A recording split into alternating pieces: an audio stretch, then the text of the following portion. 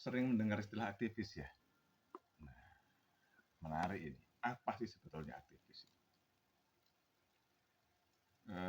Kalau kita mau baca-baca, cari referensi, sebetulnya aktivis itu adalah orang atau kelompok ya yang punya kepedulian terhadap perubahan sosial, atau orang atau kelompok yang punya punya kepedulian. Jadi ada perubahan sosial dan ada sesuatu yang ingin memajukan perubahan sosial dan ada sesuatu yang tidak ingin memajukan perubahan sosial. Kedua kelompok ini aktivis berada di salah satu di antara dua itu. Gitu. Biasanya aktivis punya keberpihakan. Apa saja? Apakah hanya politik? Oh tidak, Bapak. Aktivis itu keberpihakannya tidak hanya politik. Ada yang urusan politik, ada yang urusan ekonomi, ada yang urusan sosial, ada yang urusan macam-macam. Lingkungan.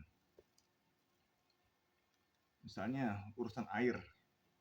Ada orang yang peduli terhadap kondisi air di sebuah daerah dan dia melakukan riset, melakukan apa-apa. Nah, yang kedua kemudian setelah berbicara aktivis itu apa gitu kan ya, kerjanya bagaimana gitu kan ya. Berikutnya adalah bagaimana aktivis itu hidup. Nah, ini yang kemudian sering menjadi buah si malakama. Ibarat pisau bermata dua. Seorang sebetulnya aktivis itu adalah orang yang punya idealisme tinggi dan punya kepedulian tinggi ketika melihat sesuatu di sekitarnya yang itu patut untuk diperjuangkan, maka dia akan mendorong perjuangan itu.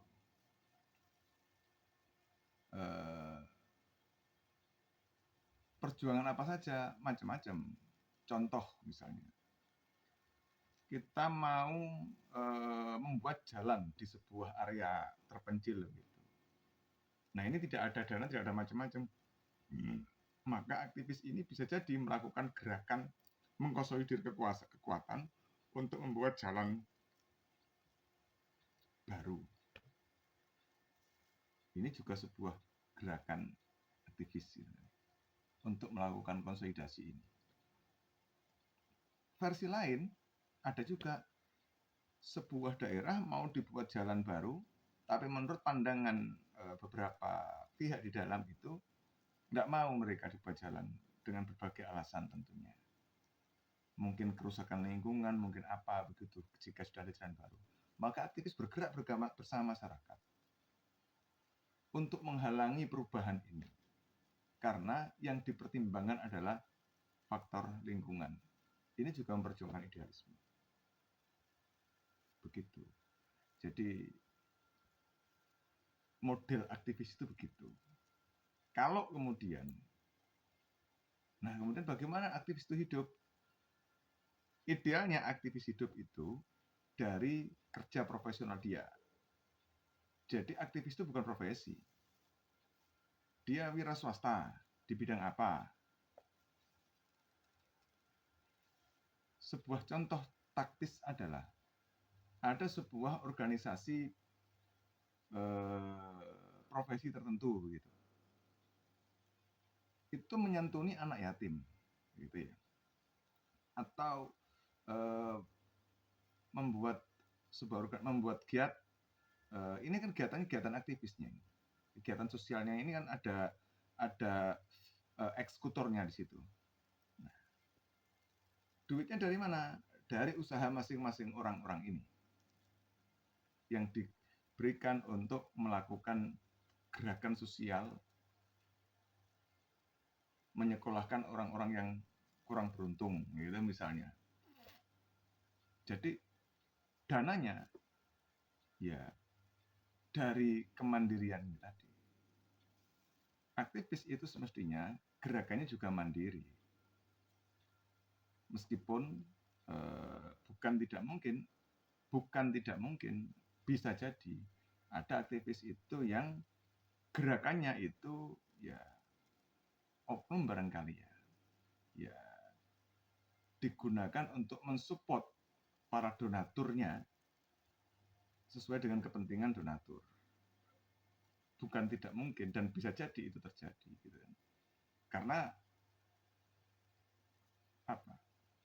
Ya realitasnya adalah secara realistis kita ini punya idealisme, kita ini ingin melakukan perubahan, kita ingin berbuat, tapi kita juga tidak munafik bahwa perut ini juga butuh diisi, keluarga juga butuh dihidupin.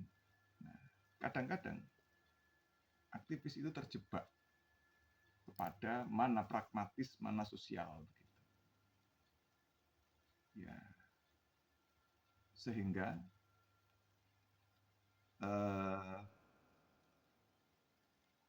di masyarakat awam yang sering masuk ke telinga itu adalah ya aktivis itu pekerjaannya ya LSM, LSM dalam artian gitu kan ya.